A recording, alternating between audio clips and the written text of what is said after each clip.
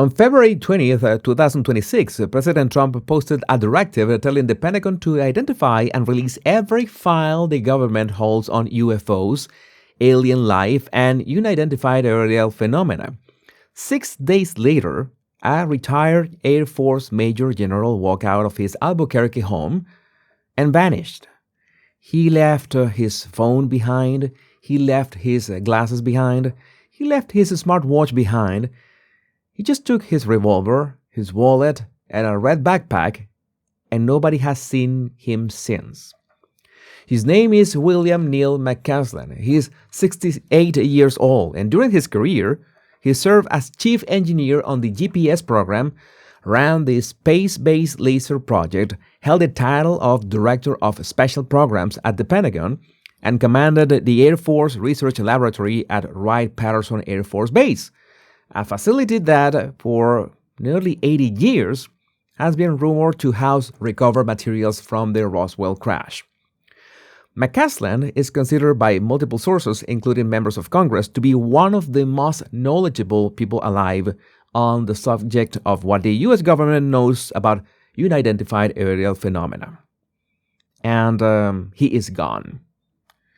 Welcome back, my body language buddies. My name is Jesus Enrique Rosas. I'm the body language guy, and today we are looking at a pattern, a very disturbing one. Because McAlen is not an isolated case. He is the sixth. 8 months before his disappearance on June 22, 2025, a 60-year-old aerospace engineer named Monica Jacinto Reza went hiking in the Angeles National Forest in Los Angeles. She was with 2 experienced companions. They were 30 feet apart, and within minutes, she was gone. Helicopters, radar, K9 units, months of searching, and not a trace, not a footprint, not a shred of clothing, nothing. Reza was a materials scientist at Aerojet Rocketdyne. She co-invented a nickel-based superalloy called Mondalloy, specifically engineered for advanced rocket propulsion. The research program that funded her work was overseen by McAlen's lab at Wright-Patterson. So 2 people from the same classified aerospace program both vanished during outdoor activities in the American Southwest 8 months apart. And that is where this story begins. 4 days after Reza disappeared, on June 26th, a woman named Melissa Casa walked out of her life. She was 54 years old and worked as an administrative assistant at Los Alamos National Laboratory, the birthplace of the atomic bomb and one of the most sensitive research facilities on Earth. That morning, she dropped her husband off at work. Then she drove to her daughter's workplace, told a story about forgetting her badge, and left. She was last seen walking alone on a desert road. No wallet, no phone, no keys. And both of her phones were later found at home, factory reset to blank. So think about how hard it is to disappear in 2025. Cameras on every corner, a digital trail on every transaction. Most people don't walk to the mailbox without their phone. And Melissa Casa walked into the desert with nothing and was never seen again. And then came December. On December 15th, Nuno Loureiro, a 47-year-old professor of nuclear science and the director of the MIT's Plasma Science and Fusion Center, was shot multiple times in his home in Brookline, Massachusetts. He died the next day. His research was focused on how plasmas behave in fusion reactors and extreme astrophysical environments.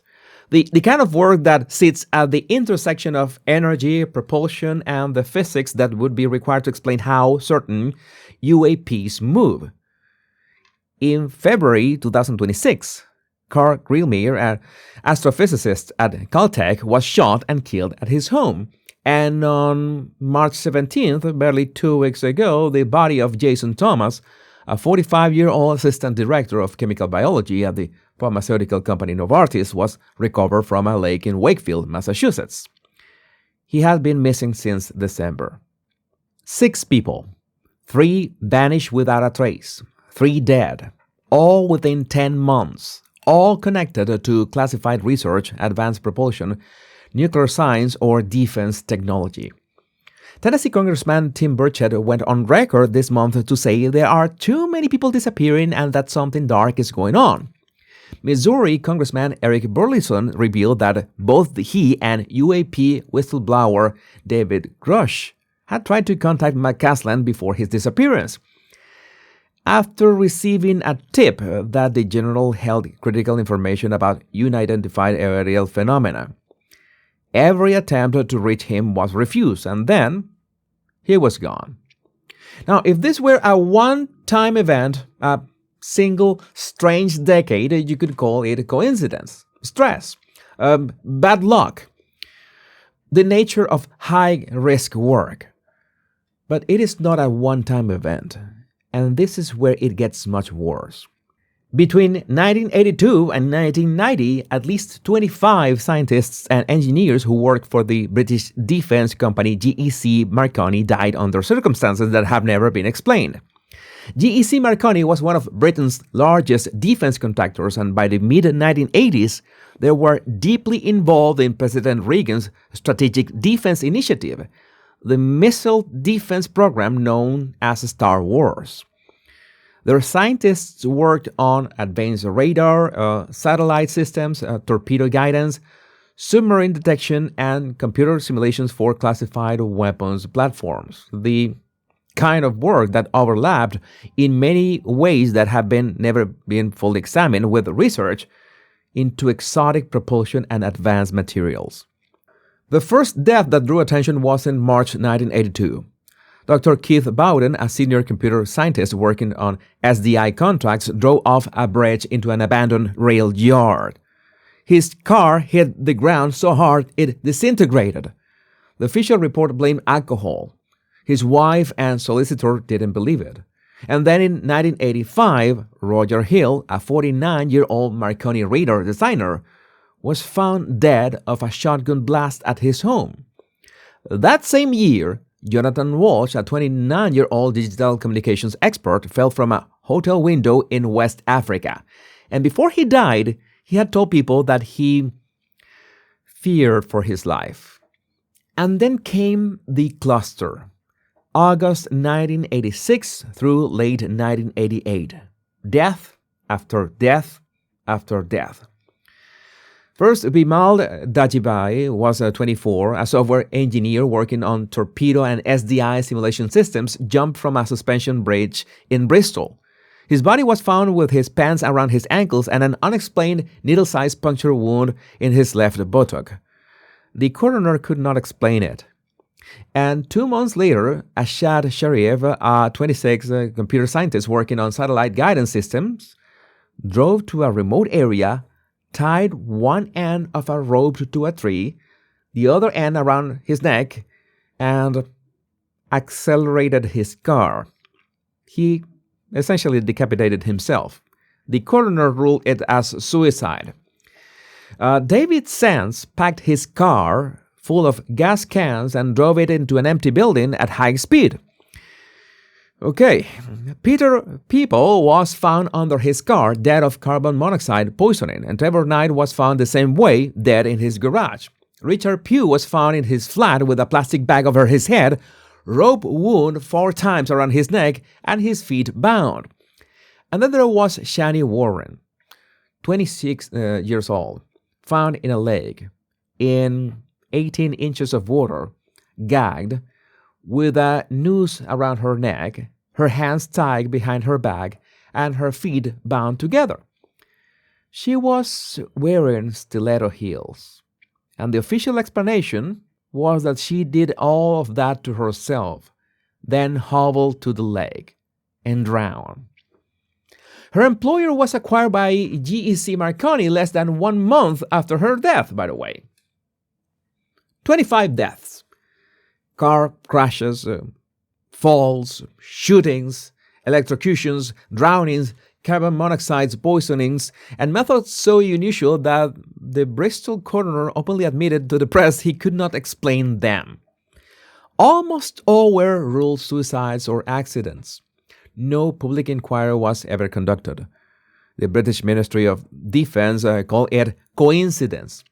Journalist Tony Collins of Computer Weekly tracked every case and calculated that the statistical probability of this cluster occurring by chance was, his assessment, vanishingly small. And here's the detail that connects this story to the one we started with. GEC Marconi's SDI work placed their scientists at the frontier of the same research domains, exotic materials, advanced propulsion, space-based weapons detection systems that today sit at the center of the unidentified aerial phenomena debate. Different decade, different continent, same intersection of classified science and unexplained death. But the pattern did not begin in the 1980s. In 1959, an astronomer named Morris Jessup was found dead in his station wagon in a Florida park. A hose ran from the exhaust pipe to the interior. Carbon monoxide, ruled a suicide. But Jessup had published a book about UFOs and ancient astronauts, and he had received annotated copies of his own work that linked his research to something called the Philadelphia Experiment, an alleged Navy test involving electromagnetic fields that some claimed anti-gravity. His friends said that he was afraid in the weeks before his death. He had told people he had learned things that put him at risk. And in 1971, James McDonald, an atmospheric physicist at the University of Arizona and one of the most credible scientific voices arguing for serious UFO research, was found dead in the desert with a self-inflicted gunshot wound. He had testified before Congress. He had challenged the Air Force. He had been ridiculed, harassed, and systematically discredited for years. The official explanation was that personal and professional pressure drove him to it. In 2004, Dr. John Mack, a Harvard psychiatrist and Pulitzer Prize winner who had spent years researching alien abduction accounts with clinical rigor, was struck and killed by a drunk driver while crossing a street in London. A pedestrian accident. The driver was convicted, but yet to those who followed Mack's work, the timing felt too clean. He had spent years lending scientific credibility to a subject that powerful institutions wanted buried. In each case, taken alone has an explanation. Depression, reckless driving, drunk at the wheel. Each one can be filed away as tragedy. But when you line them up next to each other across decades, the explanations start to feel a bit thin. And here's what the last 7 decades tell us. In the 1950s and 60s, the people who died or suffered were the ones asking questions in public, writing books, pushing Congress, demanding answers about what the government knew. In the 1980s, the people who died were the ones doing the classified work itself, building the systems, writing the simulations, engineering the materials. And now, in 2025 and 26, it's both. The researchers and the insiders, the scientists building the propulsion systems, and the generals who oversaw them, vanishing during hikes, shot in their homes, found in lakes, phones wiped clean. And the timing of this latest cluster is impossible to ignore. It began months before Trump's disclosure order. It accelerated after it. Congressman Burlinson has said on the record that he was warned by an intelligence community source to remove certain names from his investigation list, and that the person who warned him said, and I'm paraphrasing, they would have no problem having you killed if you keep pursuing this. So that is a sitting member of Congress speaking publicly about a threat made to him while investigating unidentified aerial phenomena. There is no official investigation linking these cases. Law enforcement in every jurisdiction has treated each death and each disappearance independently. And maybe they are independent. maybe this is a coincidence stretched across 70 years and 2 continents. But that is a lot of coincidence. As of today, William McAlen has been missing for over 30 days. Monica Reza has been missing for 9 months. Melissa Casa has been missing for 9 months as well. No bodies have been recovered for any of them, and no explanation has been given. And here's the question that none of this answers, and maybe the only one that matters. If there is nothing behind the UFO question, if there's nothing to protect, nothing to hide, nothing worth killing for, then why do the people closest to it keep disappearing? Let me know what do you think about this in the comments. My name is Jesus Enrique Rosas. I'm the Body Language Guy. Much love and bliss.